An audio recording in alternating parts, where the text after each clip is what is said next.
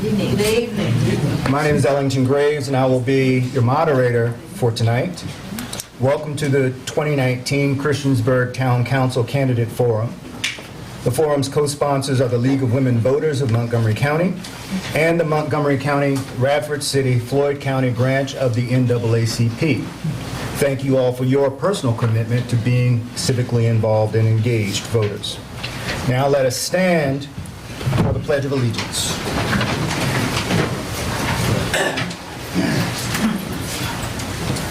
I pledge allegiance to the flag of the United States of America and to the republic for which it stands, one nation, under God, indivisible, with liberty and justice for all.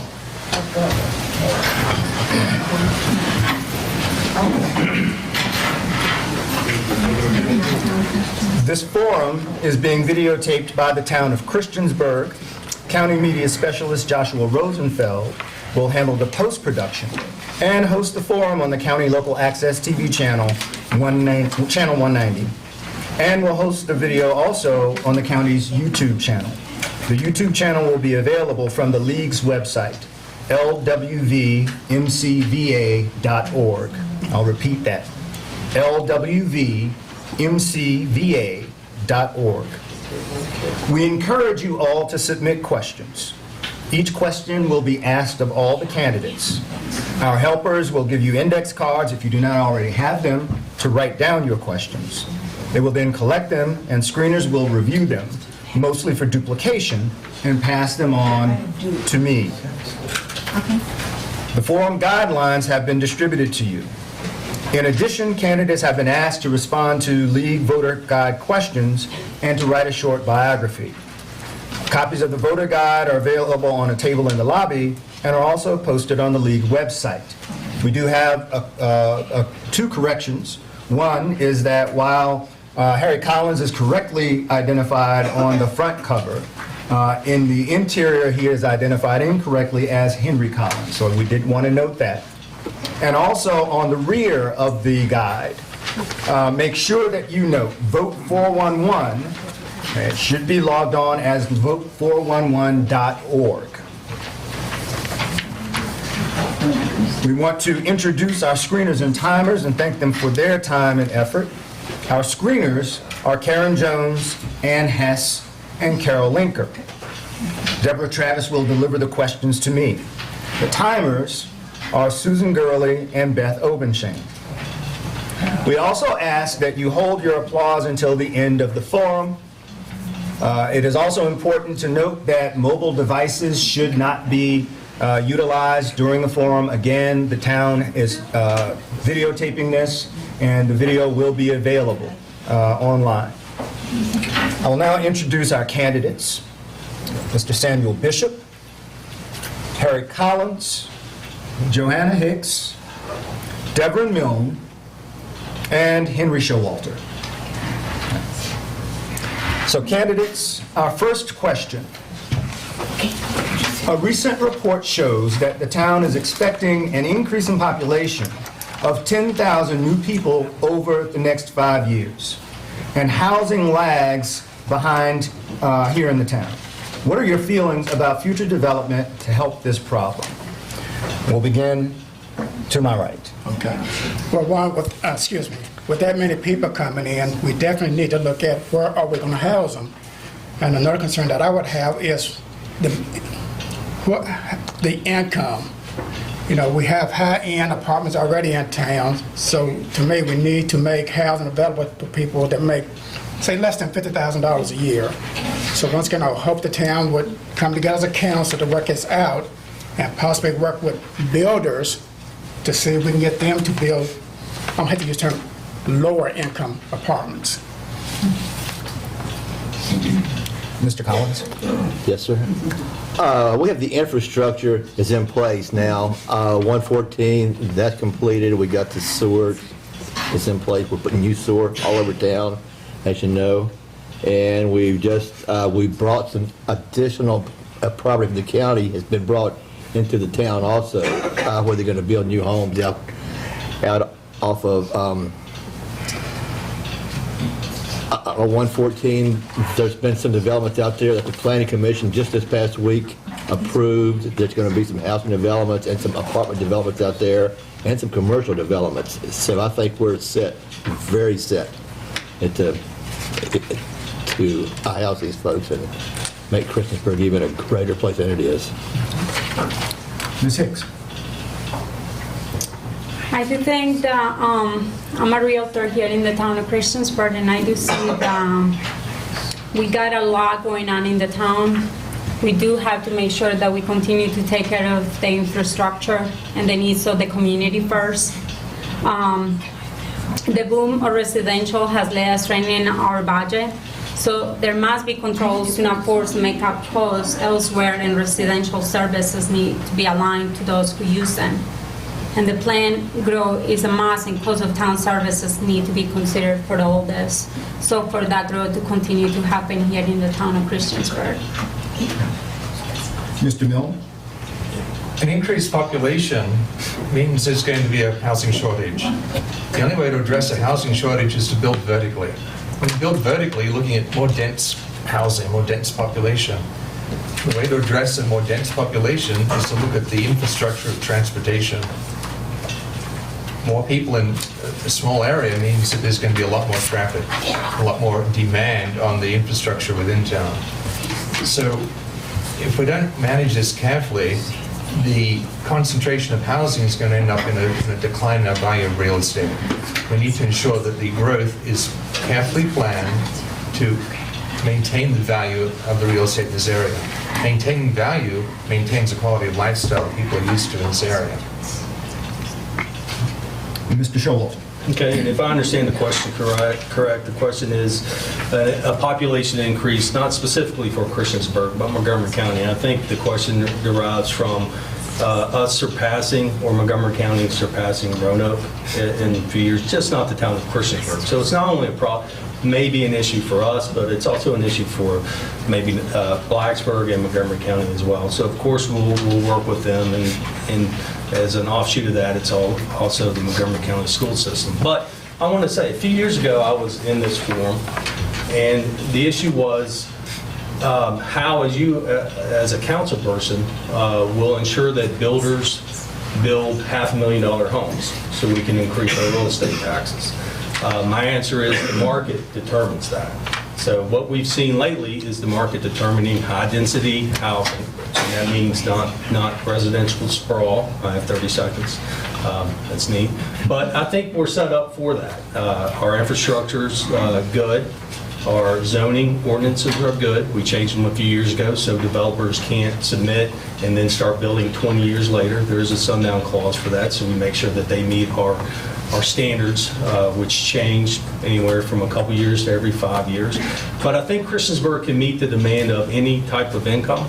If you go around town, we have trailer parks, we have high-density apartments, we have $500,000 houses, we have $200,000 houses. So unlike our neighbor to the west, we are meeting that demand, and we can meet that demand for different income levels. Thank you. We will allow, if any of the candidates would like, a 30-second response if there was anything you heard that you feel the need to respond to. You said that the noise ordinance was good. I don't think that some of the stuff that was taken care of with the noise ordinance back several years ago was good. It wasn't good for the Starlight and businesses that were already there before some of the other buildings were there. And I think that also goes along with the poor decision for the Moose Lodge when that was there as well with the noise ordinance issue that they had back then. So, do I get a chance to? 30 seconds. 30 seconds. Well, with all due respect, I understand the noise ordinance and the industrial zoning for the Moose Lodge that came before council, but the question was how can we deal with the residential and the influx of a large population increase in Christiansburg. And I do feel like that we have zoning practices in place. The noise ordinances, you talk to any citizen, they either agree with it or they don't. But when it comes to what we have available to our residents, and for residents planning on moving to our area, I believe we have that covered for all demographics of income. Thank you.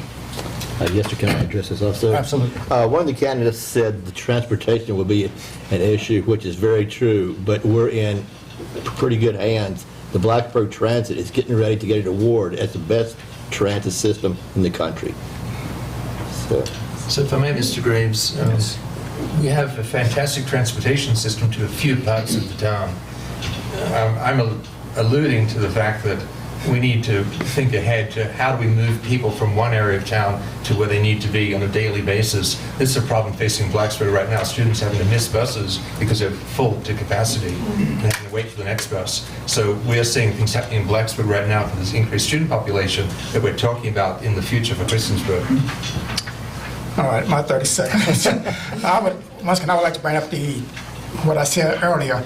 If we had 10,000 people coming into town, which would be great, is how much are they going to be making per year? Like I said, once again, we have these apartments and homes that's up in the hundreds of thousands of dollars. Everyone can't afford that. To me, we need to look at making it affordable, using that term loosely, affordable housing. And what does that mean? It's based on a household or person's income. Thank you. All right, moving on to our next question. What are your thoughts on the proposed town park on the former Truman Wilson property? We'll start to my left for this question. Mr. Showalter. Okay. Well, I'm a current sitting council member, so I support the park. For me, it's when you look, I can understand there's controversy towards that, but anything we can put towards our recreation for our seniors, our youth, our young professionals, and people. Ms. Hicks is a realtor. We all know what people look for to come into our area. Okay, it's A, the price of the house, B, safety, schools, recreation, and shopping. So, Christiansburg, we're doing a great job with recreation, but I do support the park. And this isn't something we started 6 months ago and bought this property 5 months ago, and then we're just going to do it. This has been in development for almost a decade now. And we have sought out mass community involvement in that. There's been a lot of discussions concerning the park, and we've even identified several areas where we can bring in funding by selling commercial properties and actually building it in phases. So I do support the park. I have supported the park, and I am on record for doing that. Mr. Milne? I attended a meeting recently at the rec center, basically launching, here's the park, here's the plan, and getting community involvement and input on that. I was very pleased to see the turnout. There was quite a few vendors there that were showing how they're going to put in fantastic lighting, and other vendors showing specific aspects of the build out there. It's a very ambitious project. It's planned over a period of time that will allow the changes in traffic flow to be gradually introduced. I think it behooves us all to study the town map to see what the future planning is for the roadway that will be supporting that recreation center and how it may impact each of us personally within our own neighborhood. It also leads us into a road which is going to have very high walls, sound control walls, and that this is something that may be a surprise to some of you. So I think that we need to be focusing on the park, but also the infrastructure in terms of the roadway, which is planned to support that park, and be aware of both activities as they're planned. I personally love the idea of a park. I have 4 kids and a dog. Who doesn't want a park? But then it comes down to wants and needs, and one of those wants, the wants don't go with the needs right now, because if you do that, we cannot, first of all, we cannot afford it. They have talked about $32 million park. Now the first phase is like $12 million, and then you got a connection road that is like $22 million. VITA hasn't approved for that yet. Town has not been honest about the budget about that, but then they put on the draft for the 2019-2020. This is on their words, and he came out and he said that debt will need to be incurred to fund the needed capital of water and sewer projects, as well as the development of the Truman Wilson property. Available resources over the next 5 years for capital will not sustain the rate of new projects currently projected to complete in the next 5 years. Careful consideration of council priorities in the future projects will be required to balance available funds with desired projects. What does that mean? It's a call for tax increase. Thank you. Mr. Collins. Yes, sir. With the public-private partnership, I've been elected the head of that commission, and I'm on council, and this park will be a shining star for Christiansburg. However, I will not vote for an increase in taxes to make the park come to town. However, we think we can make the park pay for it with a bond, and with the money we're going to get from the new shopping center out here, Market Square, and the new developments off of 114, we think that we'll have the money to pay for the park without a raise in taxes. And the park is going to have playgrounds for handicapped kids. I mean, this will be a great thing for Christiansburg and Blacksburg and the whole Montgomery County area. Can you Mr. say Bishop. something?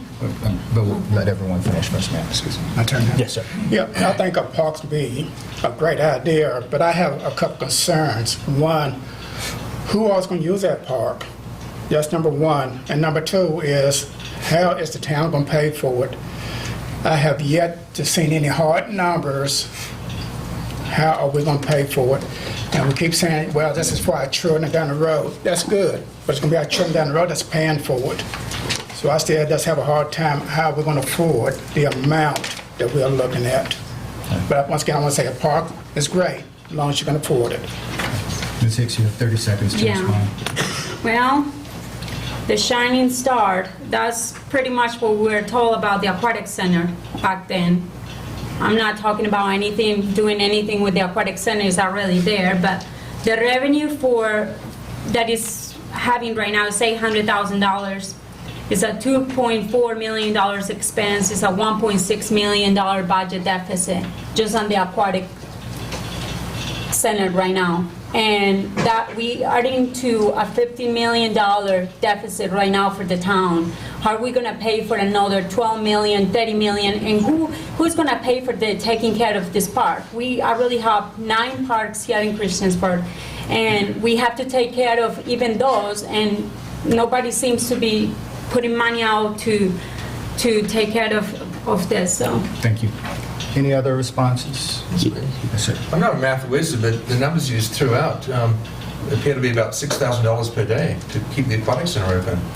And so if that's what we're paying right now to keep the aquatic center open, and I don't want to beat a dead horse here, and we've talked about the aquatic center for years and years about the good and the bad, but I wouldn't want to have another dead horse to be beating. I think that we cannot attract too much business with attractions like the aquatic center and then the park. We need to really, as Mr. Bishop said, be aware of the numbers, and a bond doesn't hold taxes down. A bond just creates a liability. A bond means you've got to pay this and go find the money. But, yes. 30 seconds. A bond, you said will not hold taxes down. Yes, it will. It keeps you from having to raise the taxes. And the aquatic center this past year brought in with food, hotels, all this stuff, over $6 million to this community. That's pretty good. Can I reply to that? 30 seconds, but with the... Okay. Well, it was said that it made $4.5 million in spending impact. And that means, I guess, they're counting on people coming out and eating and everything else. I don't know how they got the numbers, but if they got that, that would be $4.5 million. That would be times 7.5% meals and lodging tax. That's still $337,500 in tax revenues. It will be still a $1.3 million deficit on this. Thank you. Our next question. Airbnbs continue to multiply here in the town. What are your feelings about new and/or current regulations to address this? We'll start with Mr. Bishop again. All right. As you know, the town passed a ordinance dealing with Airbnbs, and we try to get a level playing ground for everyone that's involved as far as taxes and meals and so forth. And if I understand your question correctly, it's how do we how we're gonna deal with Airbnbs. I think once again, it's just regulating how people use their homes, which once again, I hate to say it's like us, the government, telling you how to use your properties. We need to listen to the homeowners and taking their concerns about, this is my home, can I do this, can I do that? To me, as long as it's not illegal, what you're doing, we, as the town council of the town, need to just watch how much we get involved. Mr. Collins? Yes, sir. Until this year, we let these folks just do what they would like to do as far as this. And it wasn't fair to the hotels in town, the motels in town. They need to have a playing field that's the same for all folks involved, so that's why we took action. And now the air folks have to comply with the same regulations that the hotels and the motels do, and that's how it should be. Ms. Hicks? Well, I think this was already done and taken care of by the Airbnb stuff got passed this year. I had nothing to do with them. But I do foresee we're also in the rental business. We have a rental management company. And I do see that when you have Airbnbs, there is a lot of good things about it. You can own a whole bunch of properties, just rent them just for 6 months, 3 months, and making more money than if you were to have just normal rentals. But I think we have such an amount of people looking for rentals right now that it actually is opening the doors for these people to come in and moving into new places that were used as Airbnbs in the past. So I don't know, it's a win-win situation now. You got, Airbnb people paying taxes, just like rental managements and rental landlords have to pay for, and so. Thank you. Mr. Miller? In terms of view on Airbnb, the regulations that are in place ensure that we do not have overflow parking in our neighborhoods. We don't have an entire street turn into a street of hotels. In other words, the regulations do not allow somebody to take his secondary home and turn that into an Airbnb. It must be your primary residence. It must be your neighborhood which you are having Airbnb guests staying in. So we're not going to see a street grow out like a hotel street. So that's certainly a good protection for us. It ensures that the taxes are paid. The town code has asked that taxes be paid for transient lodging for a long time. It's only recently that we've finally been allowed to pay that tax. And so the regulations, in my view, are there to protect the citizenry, to protect our neighborhood, and to bring in a nominal amount of taxation to the town. And I think the main thing is to allow neighbors of Airbnb hosts to have a recourse if there is a problem with their neighbors that are operating an Airbnb host site. Mr. Showalter? So, of course, I was on council when this ordinance was passed, and it's something that's friendly.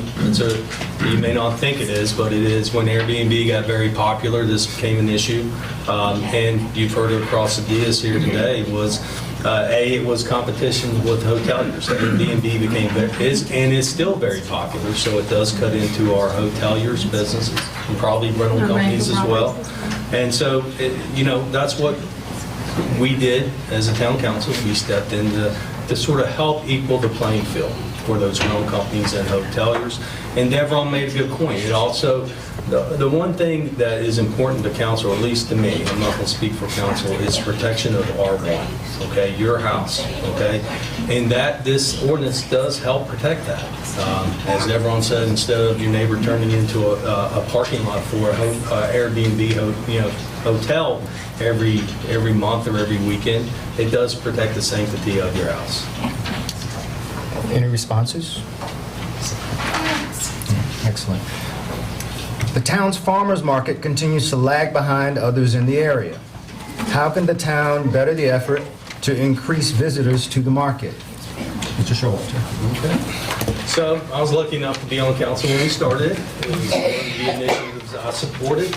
And, a lot of people, and I say this all the time, it wasn't, I don't want to say knee-jerk reaction, but it's something that council voted on to get staff to research, okay? We all wanted a Saturday market, Our research said that we would not have the vendors because of the competition from Floyd, from Blacksburg, from Salem, and Roanoke. I think I would love to have one on Saturday. But if you cannot get the vendors there, then people won't come. So we settled on more or less a secondary market because that's what the community wanted, a farmer's market. The day of the week, of course, Saturday would be ideal, but we settled on Thursday. And if you're expecting a Blacksburg market or a Salem market, you're not going to get that on Thursday, but you're not also going to get that on Saturday because for our research, it showed us way back when that we can't get the vendors, which it will be a disappointment to you as a customer to come downtown and there only be one vendor there. Thank you, sir. Mr. Miller. A visitor to the farmer's market is only going to come one time. On that first visit, they're going to make that assessment. Do I want to come back another time? It's that first impression is very important. The only way to make a good first impression to visitors to the farmer's market is to have a good number of vendors there, a good number of products, and products that people want to buy.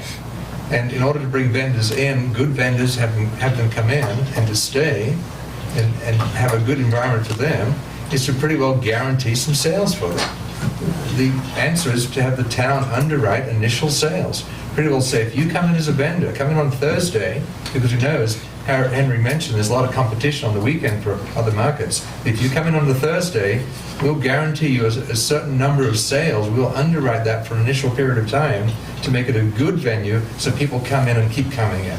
We have to build that up. We have to basically underwrite the activity to get it up to a level where it needs to be. Well, I think the whole thing with the farmer's market is just a failure right now. And I think we need to abandon this project right now and regroup and find different locations for the farmer's market. I think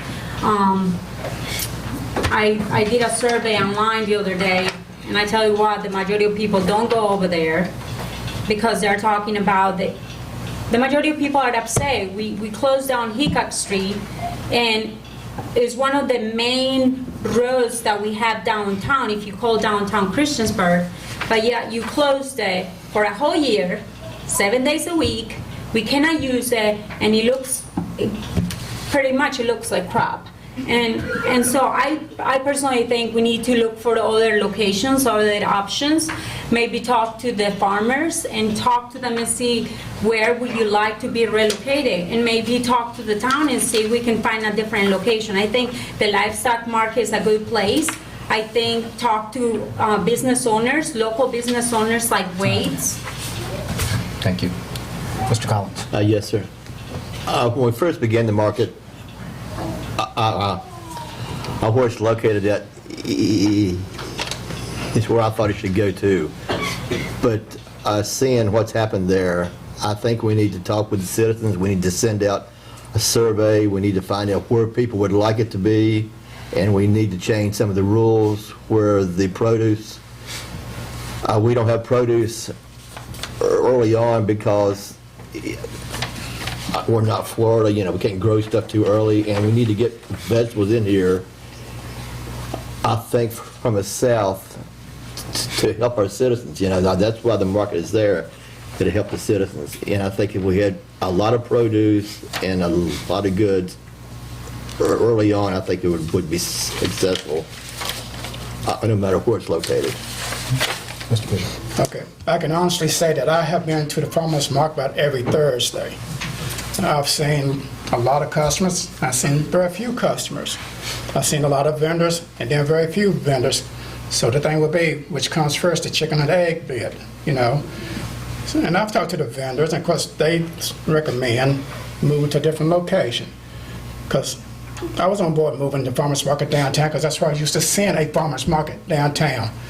But not over these last couple of years, I've looked at Hickok Street, and to me, it's not the best location.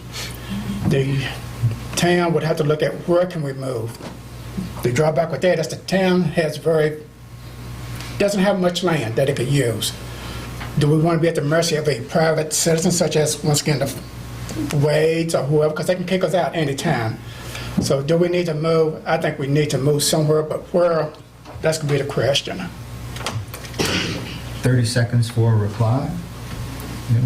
I'd like to keep the location where it is. I'd like to improve the location.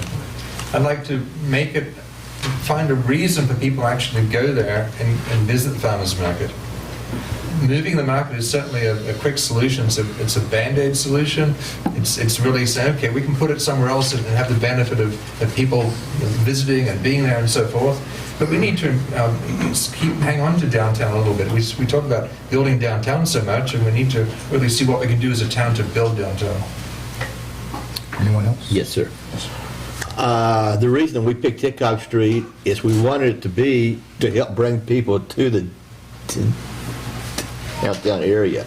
That's the whole purpose of Hickok Street. And it hadn't helped yet, but there were in hopes it will. And last night there was a group that got together that's working on some grants to do some other work in the town here to make a park, a flower park in the town, do stuff like that. Will, all that stuff together will help us to revitalize the downtown area. Okay, that's fine. So spending more money advertising for a farmer's market where nobody's going is not working. I don't believe Hickok Street is the right location. We need to talk to local business owners that have a lot of land, like the livestock market. If you have it there, the people are really excited if we were to have it there. They have that way we'll be encouraging farming. We're putting together farmers and consumers, and we're bringing community and families together. That place, everybody knows about the livestock farmers market. It's a great place. You also, if you work with people like Wade's that are really kind of going out of business, will support historic buildings that have been there, businesses that have been, taken out and run down because of big companies. And it's uncanny that we actually talked about this. Sam brought this up to council, and so did Marissa Saxon to our last meeting. But, folks, when we started the farmers market on Thursday, it wasn't a litmus test or anything like that. We wanted to see if it would be successful. We knew it would not even come close to the success in Blacksburg or Floyd, and that's based on the vendor information, who would come and attend on Saturdays. Now, underwriting vendors, that to me it's basically what we're going to be there. And I really don't agree with that. You're picking sort of who succeeds, who doesn't succeed within town, and we're actually using your taxpayer dollars to pay for them to be there. But when it comes to moving it, the one thing, and we can look into moving it, but that's going to cost money. Wade's is not going to allow us there for free. Time, sir. The farmer's market's not, the stock market is not going to allow us there for free. Time, sir. Hickok is free. Have you talked to them? The livestock market person and the owners, the Miltons, say they will be excited, they want to hear from us, and they will be excited to have the farmers market over there. Thank you. What plans will you consider to increase or encourage affordable housing in Christiansburg? Mr. Bishop. Well, affordable housing, I guess that's what I said earlier. The town, I would like to see the town work with builders. We cannot make them build, I keep using the term, housing for lower income people. But I think if we work with the builders or even with the current, say, real estate agents to find out where do we need this housing, where can we go? But the biggest thing we need to do, once again, is the town is to reach out to people that's coming in and building new homes, new apartments. Maybe they can put in an apartment that's not as high as the other ones. It can look the same, or they can modify it. But, we as a town should reach out to business property owners before they build. Mr. Collins. Yes, sir. One of the big costs of a home is your taxes, and we need to keep the taxes at the same rate they are presently, and that's a huge investment, with your home, because we have to pay town taxes and the county taxes. So even though we can't control the county taxes, we can the town, and that will help people be able to afford more of a home. Now, with being a real estate agent, I can tell you, a lot of people do not want to pay the double tax. A lot of people, you either move to the county or you move to Blacksburg if you got a lot of money. I think if you want to keep more of those people and you want to make it affordable for people, I think you have to keep taxes low, being conservative with our spending, making sure we are within affordable range. So not just homeowners can afford to purchase a house, but also landlords don't have to increase the rates for tenants to moving into their homes. Mr. Mill. For the town to engage in encouraging affordable housing is a very difficult problem because it's a matter of supply and demand that we don't really have that much control over. It's very hard to say to a developer, we'd like you to build on this block of land and make $10, or build on this block of land and make $20. Which one would you like to do? It's very hard to encourage them to make $10 when they could make $20. And so as a town, we really need to think about, well, affordable housing by definition really is increasing one's income. If you have a higher income, then your housing is a smaller share of that income. And so as we are serving the communities of Blacksburg, Radford, Roanoke, people that are working in these areas, they are increasing the demand on our local housing. So for us to talk about encouraging affordable housing, the best we can do is just maintain a good environment for those people that choose to live here. Mr. Showalter. Yeah, and I'll refer back to the question I had a few years ago, how come we can't make developers build $500,000 houses? The market, and I agree with that, the market decides that, and Joanna, you know that. It's not our place as a government agency to say, yeah, I know you want to build $500,000 houses, but you are going to build $100,000 houses. That's not what government is for. We're here to make sure it's safe and the quality of life is good, but we're not here to direct the market and create winners and losers for private businesses. Any responses? Yes, I'd like to clarify once again. When I said we as the town, we need to work with builders. By law, we cannot make them build houses that's like, say, $10,000, $15,000. But once again, I think if we work with a builder and get a good working relationship, that would definitely help. Yeah, can I say one thing? Yes, sir. One of the things I'm trying to work on right now is I'm going to bring to council that, well, Christiansburg's got a lot of people that's over 65 years of age. And I'm going to bring something to council to freeze your taxes at the same rate they are now when you turn 65. And I don't know that that'll be approved or not, but that's an idea too to help to keep, the cost of a house down, especially for older folks. Like me, yeah. Moving on to our next question. Why do town residents have to pay county and town taxes?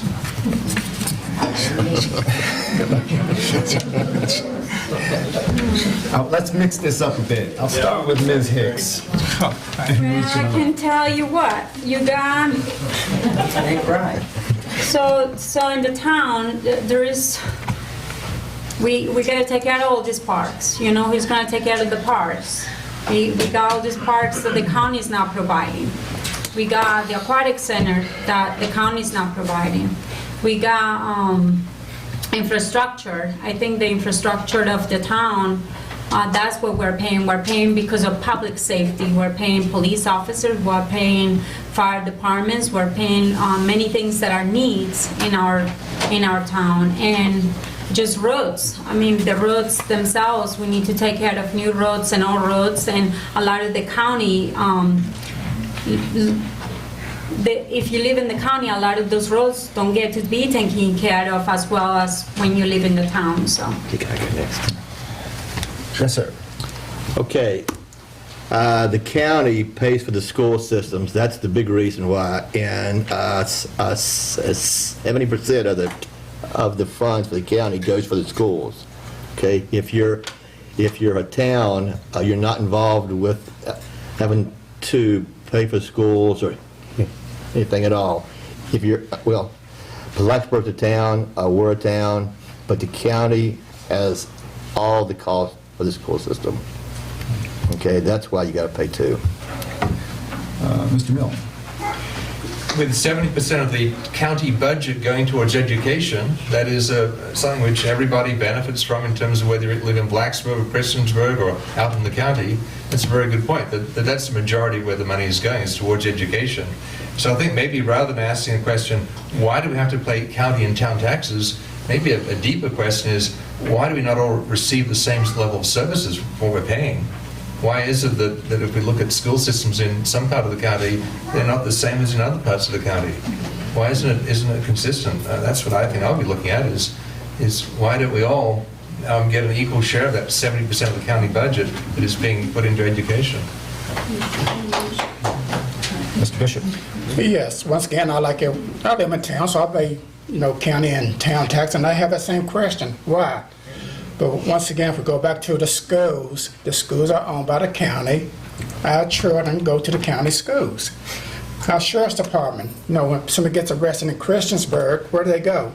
They go to the sheriff's to the jail in Montgomery County. So, I don't like paying both, but I understand why we're paying both.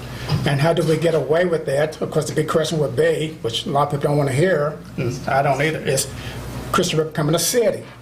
So that raises that question. Do we want to be a city? No. Well, there you go. I'm not supposed to respond, but that'd be the question I would have. Mr. Showalter? I think anybody, no matter when you move to Christiansburg or when you find out that you have to pay town and county taxes, it's sort of disheartening. When I started my adult life and saw it, you look at it, but then once you start to venture out and see, for instance, the city of Salem, what they pay as a whole, it's pretty close to what we pay as town residents, because our Christiansburg town taxes are the lowest in our area, or one of the lowest in our areas compared to our neighbors to the west. And again, those county taxes go towards school. Years ago, when there was some concern over the Christiansburg string of schools, how they have been ignored, and they have. Town council started a conversation. It wasn't a threatening conversation about becoming a city. There is a moratorium in the state of Virginia that you cannot move up to a city.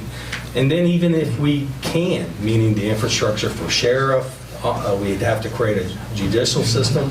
But the costs in creating our own school system, when you look at what the county provides and most of their budget goes towards the schools, I think it's affordable for all of us. Thanks, sir. And to stay as a town. And you see other cities like Bedford who drop down to town status sir. because of county board. Thank you. Any responses? 30 seconds. Yes, sir. Looking at becoming a town or moving up to a city, I think it's smart to stay a town. I like Henry just said, if you become a city, you got to have your own court systems. You got to have the school systems, the superintendents. The whole thing. I mean, it's just cost prohibitive for us to become a city. Other responses? But I do think that we do have to do something as far as, I know it's not in our, we cannot do anything about making the county take care of or build us better schools, but that would be something that would be really good to see the county doing in the next years. We need new primary school, new elementary school here in Christiansburg, so I hope that somebody like Sherry Blevins and somebody else and other people that are running this year can make the difference for us in the county. Thank you. I'd like to say something. At least we not forget, we are county residents. We can go to our board of supervisors and that's what's happened in the recent years is, hey, don't forget about our Christiansburg schools. And they hear that. I really do think, and now, has other communities gone ahead of us? Yes. But I also want to touch on the city status. It's more than just council saying, hey, we're a city tomorrow, okay? It has to go through the court system. And the county cannot support itself without the town of Christiansburg or Blacksburg. Our towns subsidize our county, and they do. Time, sir. Thank you. Thank you. I just want to make sure you clarify one. I was not saying that the town would become a city. I was saying that would be one way to get away from paying both taxes. Thank you, sir. All right, thank you. Next question.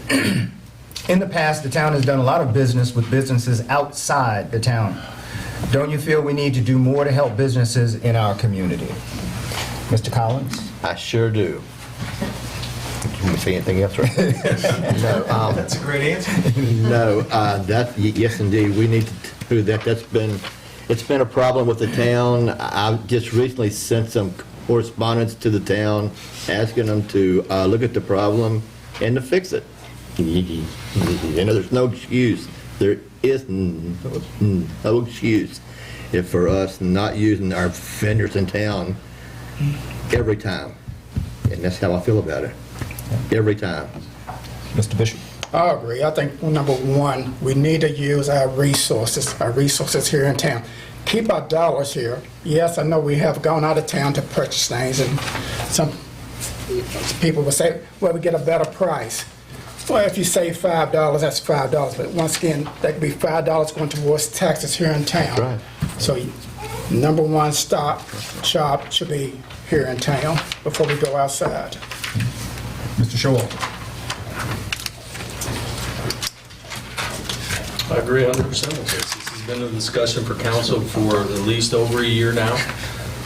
It's staff who are pushing back, saying that, hey, we have to make sure that we serve our citizens right by spending their tax money correctly. And that's, occasionally that is find a lower bid, like the new stage we have. Of course, there's nobody in town who builds that, or the county, so we actually, I think we even went internationally for that, and to buy our new stage for downtown. But, I don't want to speak for council. I agree 100% with checking with the vendors local, but that takes council instructing our staff, look, this is what we want, and you need to do this, or there will be change in our staff. Okay? Mr. Mill? I suggested earlier that we underwrite the farmers market, the vendors to be at the farmers market to get things rolling, scale things up there. And to underwrite the farmers market vendors is really no different than what I'm hearing suggested here by the other folks here, that we should shop locally. Shopping locally, what I'm hearing is it means we might be paying more for products and services than if we buy elsewhere. If we're paying more to buy locally, that means we're actually subsidizing. And I'm not saying that's a bad thing. I've actually suggested we do that in the farmers market area, yet other folks have said we cannot be doing that. We shouldn't be subsidizing them. So it's a little bit contradictory here is what I'm hearing myself. But how about the town offers, say, a 5% discount to local vendors? We go out for bid, and say if you're a state vendor, you might recognize a bid adjustment. If you're a local vendor, even a higher adjustment. So that way it's everybody knows that, yes, we are making an adjustment for local vendors and giving them, say, a 5% discount on their bid price. Ms. Hicks? I do think buying local is the way to go every time, for sure. Try there first and then move up.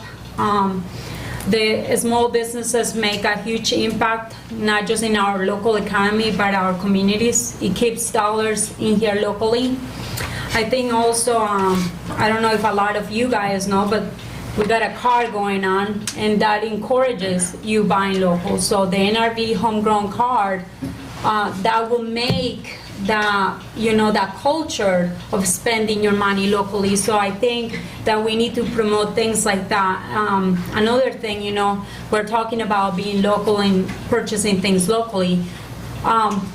When we had the rodeo and all these events downtown, how we ask our local vendors to come over there and participate, be a part of this, because that will, the majority, we have a lot of restaurants here that, will probably benefit from coming down to these events and participating and making money from it. So. Thank you, ma'am. Any responses? Thank you. The downtown area has become a ghost town. What do you feel needs to be done to change this? Mr. Bishop? I agree. When I first came on council, one of my goals was to bring more businesses downtown. Over the years, I've learned that the town can't control everything. Once again, the buildings downtown are owned by individuals or a group. They have their spaces rented out. We can't make them kick out the tenant in order to put some type of realtor down there. I mean, right now, if it's rented, say doctor's office or whatever, they're not gonna kick a doctor's office out just to bring in a soda shop, which once again, I hear that's what people want to hear downtown, is more relaxed stuff. So that's been the goal of mine for a long time. How do we get people downtown, or fill up the businesses downtown? One, we just need to work with the building owners closer to see if we can get them to change their mind. Mr. Collins? Yes, sir. We need to give some tax breaks to these people downtown. Tax breaks, if they do certain things. That's like the great roads across the street up there, the church. They're talking about having plays in there. That kind of stuff will bring groups of people to town, and that would be a great thing, and that'll help the rest of the town grow. So we need to work out some tax breaks with what they have to do to get the tax break. Like the front of the building has to be brick or whatever, something like that. Just whatever. The town agrees on. Thank you.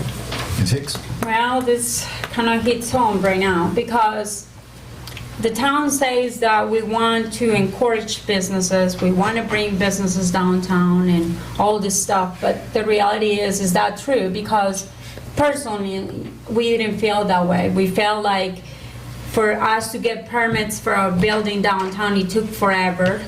Not only that, we were fought every single step of the way.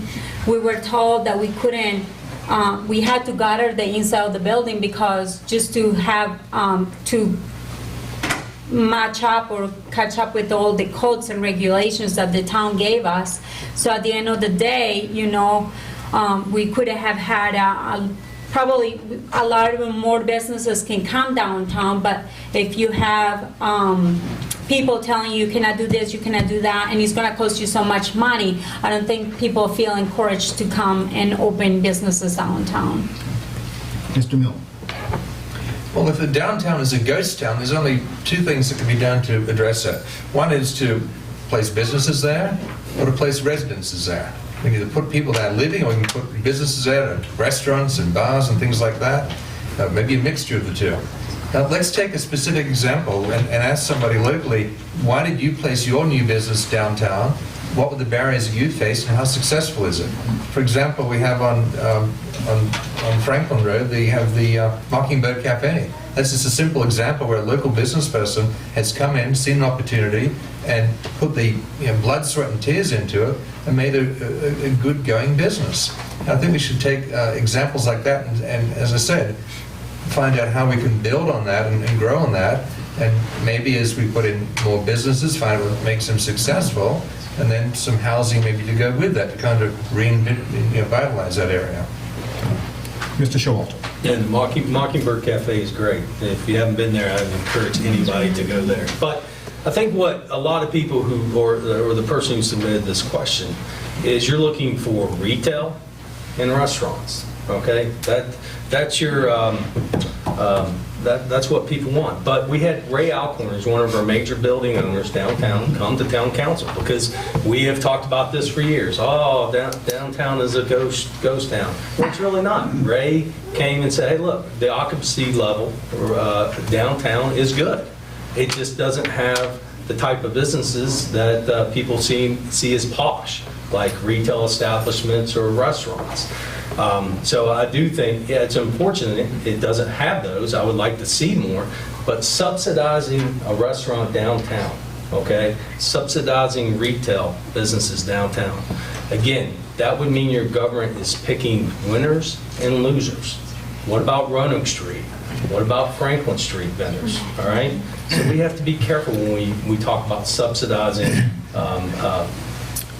downtown businesses. Thank you, sir. Any responses? Yeah, 30 seconds. Just once again, I want to clarify, well, not clarify, back up what I was saying. Yeah, we can get businesses downtown, but it's going to take the building owners to agree to bring people in. Once again, if those spaces are already rented, why should they kick out a good paying tenant? So it's come down to us working with the building owners, which we have tried to do, as Mr. Showalter said, but his spaces are rented. Thank you. Yes, sir. Yes, sir. We just got some facade grants too. There's going to be some facades redone on Main Street and in the Cambria area too. Okay, and that's another part of town. When you say that you need to bring people to downtown, that's also considered a downtown for us too. So we got to be concerned with that area as well as the Main Street. But we got a facade grant, and they're working on those. So that's a start. Others? I would just, the facade grant just started last year. The electrical supply company in Cambria actually used it. If you drive by it, they did redo their facade. It's a very inexpensive program that the town rolled out. And you know, this is something that's new, something we rolled out for once we established this is downtown, this is Cambria's downtown, but that doesn't mean in the future we can't expand it to other small businesses to make the town look nice. So, you know, this is a new program that we started, so we're still looking into it, and we'll continue to build on it, I'm sure. Well, I think if you make it easier for people to come and open their shops downtown, like a specialty shops, and you allow them to fix their buildings without having to have to pass all these codes and regulations on all their buildings, I think that will really, really bring other businesses to town as well, to downtown. What are your plans, if any, to bring broadband to Christiansburg? Mr. Showalter. This was actually, that's what's great, a lot of this stuff was discussed over the past few years, and then we researched it. It would cost about $20 million to subsidize. That's what we've come up with. It's not going to be a couple hundred thousand. And again, citizens, along with the state grant, I think that was part of the federal grant, ran some hard lines, and they're a company out of Floyd, and they ran some hard lines. I was on the regional commission, we discussed that, where they were putting those throughout town. But this is going to be a question, you know, for the free market, in my opinion. Can we attract other businesses without having to subsidize tax dollars for that to come in here? Is our market capable of attracting like a Comcast or somebody else to bring in additional competition and lay additional lines? So that's something we can't do on our own in Christiansburg. It's also going to have to be something we combine with the resources of Blacksburg, Montgomery County, and maybe even our region to bring something like that in there, because we can't afford that on our own. Mr. Milne? Well, in terms of broadband to the community, we're talking about moving a lot of data. I think more important to the community is having low latency. And that low latency means our network connection is fast when we need it. It doesn't mean that we can get a lot of data through in a short period of time. A simple example is if you drive down the highway in a pickup truck, and right in front of you is a tractor trailer, and there's a blockage on the highway, you both come to a grinding halt. Doesn't matter if you have broadband or if you have a very narrow pipeline, the latency, as I'm referring to, in other words, like a traffic jam on the highway, where everybody comes to a grinding halt, is what really needs to be focused on. Network providers don't like to talk about this. They like to gloss everything over by saying, well, you need to pay for lots of bandwidth, and we'll charge you more for the bandwidth. What you really care about is that latency that I'm talking about. So as a telecommuter, I'm an IT director for a company in West Virginia, I telecommute on very narrow amount of data. It's not broadband that I need. What I need is low latency. And with low latency, I'm able to telecommute as an IT director. Thank you. Ms. Hicks? I think if that's the case, I mean, we always have issues with the internet too, here and there, but I don't think we have that big of an issue here in Christiansburg. And if the thing is, are we trying to do that so we can get more businesses to town, or what are we trying to do? Because I personally feel like that's a big expense that we cannot afford right now. I think we have a lot of those services need to be aligned to the ones that use them. And so if we're talking about that internet access that we need, is it going to be required to be in one section of town? And why don't we make those companies pay for it instead of everybody? Because I think we have, one of the realities here in Christiansburg is we have a very large older population too. that probably won't use it as much. Mr. Collins. Yes, sir. I'm one of the representatives from the town on the New River Valley Regional Commission, and they have allotted a grant this year for $8 million to address this problem, not just for Christiansburg, but for the whole New River Valley. Okay, everybody knows the problem exists, and a lot of people even think that there's that just a Chantel can come to town and have a monopoly, but that's not true. Anybody can come to town if they want to dig a ditch, put their lines in, or whatever. But the New River Valley Regional Commission is going to be working on this. Mr. Bishop. All right, once again, Christiansburg does not have the money to pay for broadband. However, the county has been working with a different company, whose name escapes me right now, to do a survey to see what would it take to bring broadband to Christiansburg. You know, we're talking about grants, you know, and what I understand is that one time, Christiansburg did not qualify for some of these grants. They are more for places like, not picking on any one location, Floyd, places like that, you know, not your towns. So once again, can Christiansburg afford to do this on their own? No. We need to work with different towns and cities and counties. But right now, we do not qualify to receive a grant. Any responses? We're talking about an infrastructure rollout. We're talking about should the town be involved in another aspect of infrastructure, which right now in new developments is not taking place. So if you build a community right now, there's going to be no copper going to that community. There's no telephone wiring going in because there's competition. Because there's competition, no single company is required to put in that copper wire. Nobody's putting in fiber because they don't have to. And so we're talking about should the town underwrite helping put in yet another infrastructure. It's like the water, the sewer, the electricity. And that I think if we're really thinking about broadband, we should study how this has been implemented in other areas and how it's becoming an incredibly high expense for localities. It's a very high expense and nothing in return. Thank you. Based on the time, this question will more than likely be our last. What will you do to recruit more women, people of color, and other religions to seek employment with the town? Mr. Bishop. Good question. I guess basically what I would like to do myself is maybe even go out to some of the churches, you know, that have different races and so forth, or even to the colleges and talk to the students and people in those churches and tell them what the town has to offer. Because I myself have seen very few, unfortunately, minorities apply for town jobs. And I don't know the exact reason why, you know, they don't apply. But once again, I would like to go out myself and just knock on doors. And knocking on doors is not my favorite thing to do. But you know, if that's what it would take, then I'd be willing to do that. Just reach out to the public and let them know this is what Christiansburg has to offer.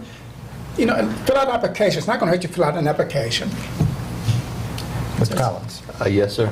I think Sam is exactly right. It needs to start with the school systems, with the children. We need to make sure that they understand what's right and what's wrong.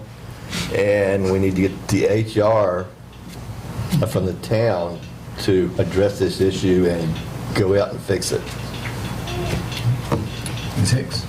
I do think going to colleges for sure is a start. I do think that probably posting different things online under the town's website showing that we do welcome all nationalities, we do welcome all kinds of races, and that we do welcome everybody as long as you do the job. So, Mr. Miller.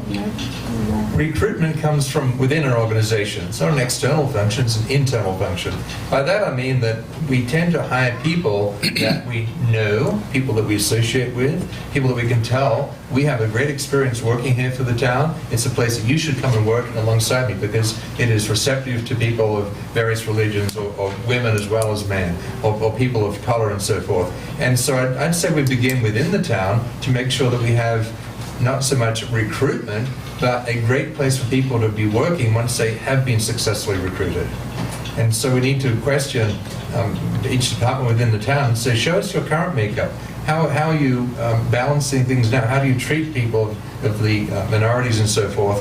And we need to make sure we have that good environment for people to be coming into. Mr. Showalter. I think it's a great question. It boils down to culture, the culture of your organization, the culture of your elected body, and we are elected by you, the citizens. So I do think council has become more diverse over the years, even since when I was first elected, and that's a good stepping point. And it is the expectation of our staff, okay, to have a good culture, okay, to show ownership, to your government should reflect your town. They really should for demographics. But I think initially what we can do, and it's something, I participate in junior achievement, and they have a great shadowing program. And that is something I've talked about for years on council, is to get out and bring high schoolers in to different departments and introduce them to what they do and job shadow. My kids job shadow, and that's how they decided their path right now. Of course, that might change, but that's the key, is educating our youth, getting, seeing what we do downtown, and that's a good start for it, especially in the public school system. Thank you, sir. Any responses? Well, that actually was quite brief. So we do have a little bit more time. I guess I can say something. Certainly. If you want it more diverse, you can always vote for me.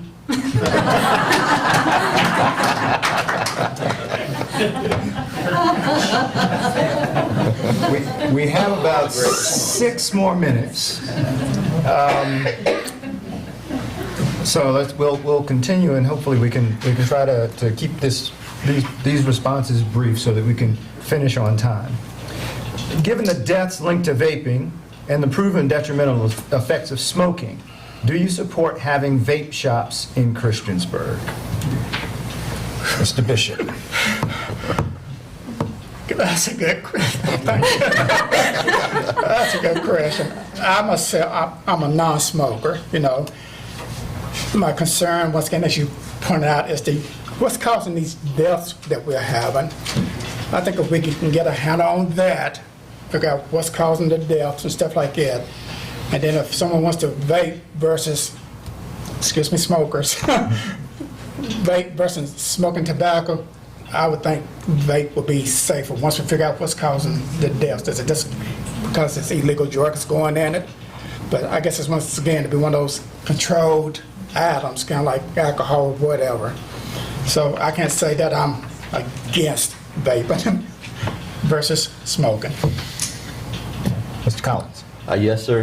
This hits home to me. In 2010, I was told I had 6 months to live, and I smoked, and I had a lung transplant, and I don't like vape, I don't like cigarettes, I don't like cigars. I think we ought to ban all of them, period. Yeah. Ms. Hicks. I came from Colombia, but I don't smoke, I don't do no drugs, and I never deal with them. So, but I did see the effects that the drugs are causing right now to our younger generations down in the South. So back when I moved to the United States, back 21 years ago, it was a very different story. You will be shot in the streets if you were to consume it. Now they have changed it within the last 8 years in Colombia, in the town where I used to live, where right now it is legal for you to have all this, you can have your drugs, whatever you want, but then at the same time you go and see all these young generations, and they are not the generations that we grew up with. So I don't know, I don't think that this will even be a town council question in the future, but Mr. Milne. For 12 years as a volunteer paramedic in Christiansburg, I've been into many houses where I see people that have made a choice in life. They've chosen to smoke, they've chosen to use tobacco products, they've chosen to vape. However, they are typically living in a house where there's young children who have not made that decision. They've actually made that decision for those children, to put them in an environment that is unhealthy for them. So for me, it's a definite no.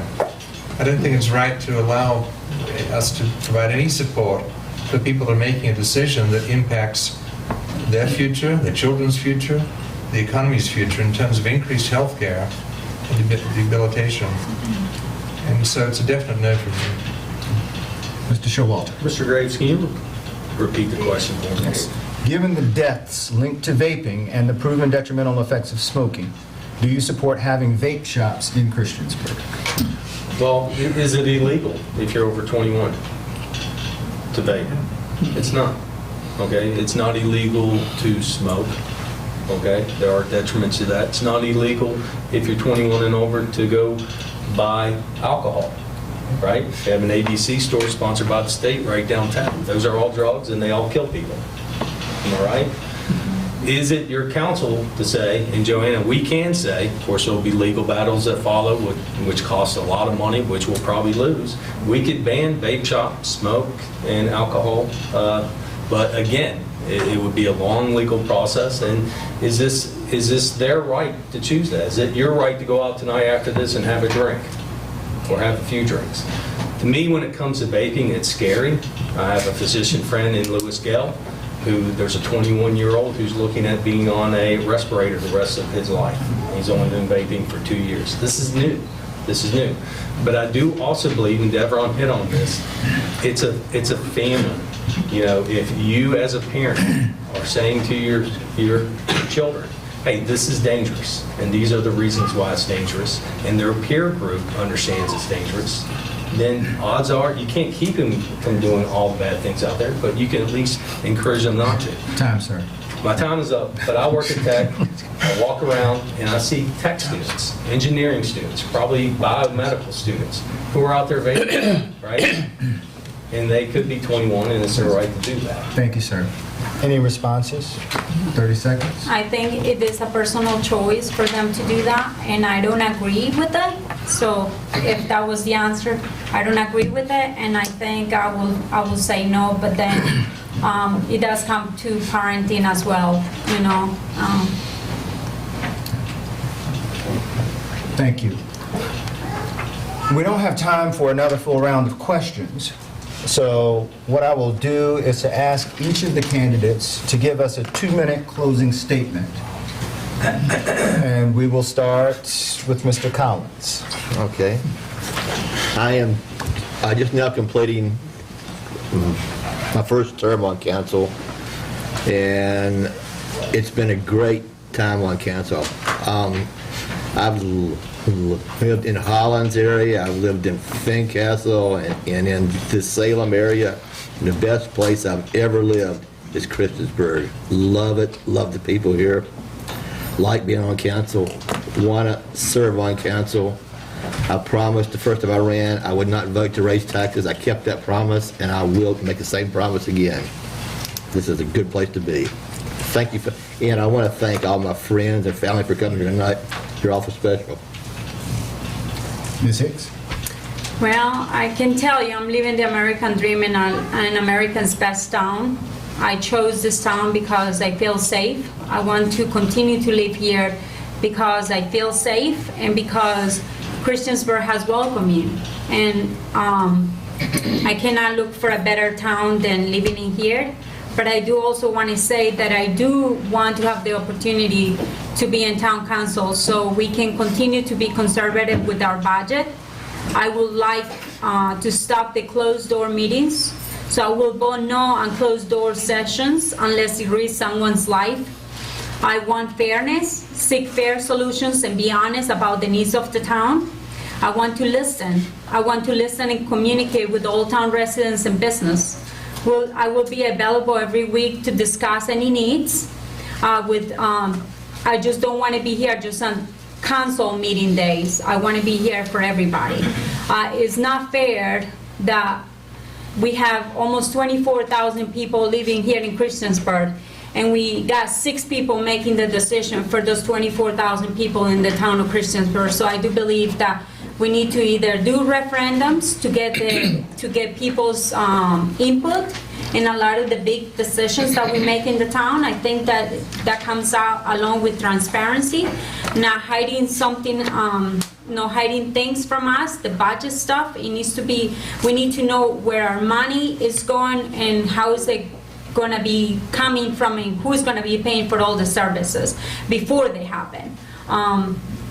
And then I want to make sure that in our website too, just even like things like the budget, I want to make sure that we can find the budget things and we know who is getting the money from us and who are we paying, and no initials, just we want the full name of the companies that are getting the money. And I think promoting local businesses too and buying local. Thank you, ma'am. Mr. Mill. Living in Christiansburg for the last 19 years, I've seen the area grow. I've seen it grow in spectacular ways that are fantastic, other ways that have burdened the town, that have made it more difficult for the town to manage with it. After looking in from outside, I think it's time to sort of help out and steer the ship a little bit. I'd like to be more involved and see what's going on, and I certainly welcome that opportunity to be able to do that.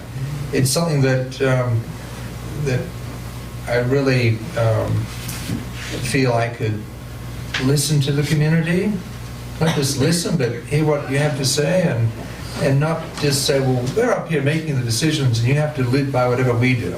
I think that we are accountable, that the folks who sit at this table right here have to be accountable to the community, and one way to achieve that is that when we close those doors and have those closed door meetings, run the recorder and decide in the meeting, why can we not release the details of this meeting? What is stopping us from making that closed session public? And maybe say, well, we can release this in 12 months or 2 years from now. But I think every time those doors close right here, the folks sitting at this table need to ask themselves, what is it that we do not want people to hear about or learn about? And put a date on it. 1 year, 2 years, 5 years, 20 years, that in so many years we are all prepared to release whatever we talked about and make it public. Mr. Bishop. Yeah. I got on council in 2014, and before that, my journey started in 2008. I've tried many times to get on council, and I didn't make it, but you know what? I didn't give up. In 2014, I had to run 3 years in a row each time to keep my seat. And I'm back here today because I want to be on town council. I want to be your voice. I want to hear what you have to say. And if you look at my record, I don't vote just to vote with everyone else. We all vote individually. You know, I like to listen to your concerns. I might have something on my mind, but once I hear what you have to say, I can change my mind. And once again, if you look at my background, I have over 36 years in law enforcement, 21 years in the military. I've been with Rescue Squad since 1988. I'm a board member of our trustees at Asbury. In all those positions, I have worked my way up through the ranks. I've retired as captains. All right. I know how to work as an individual, as a group, and as a leader when it comes down to it. So once again, I'm not here to be told what to do by anyone on this council, and so far that hasn't happened, but I can think on my own. You know, I want to get all the information, then I'll make up my mind what I feel is best for the community. So once again, I hope you vote for Sam Bishop in November, and I want to thank the League of Women Voters and the NAACP for hosting this event. Thank you. Mr. Showalter. Yeah, and I agree, Sam. I'd like to thank the League of Women Voters and the NAACP for sponsoring this event. When I first ran years ago, we actually had two programs, one down at the depot and one through the League of Women Voters. And I think it's a good way for people to either see us on the video or for you to come in person to see what each candidate is about. But I was raised in Christiansburg, born and raised here. It's an incredible community. I've enjoyed serving our citizens. If you look at our organization chart, you are at the very top. Then it's council, okay, and then it's staff. And that's something I never forget. I do love this town. I do enjoy serving our citizens, and I hope to continue to do so. Thank you as well to the NAACP and the League of Women Voters for this opportunity to become more involved in my own community. Thank you all for your attentiveness, and let's collectively thank the candidates for their commitment to serve.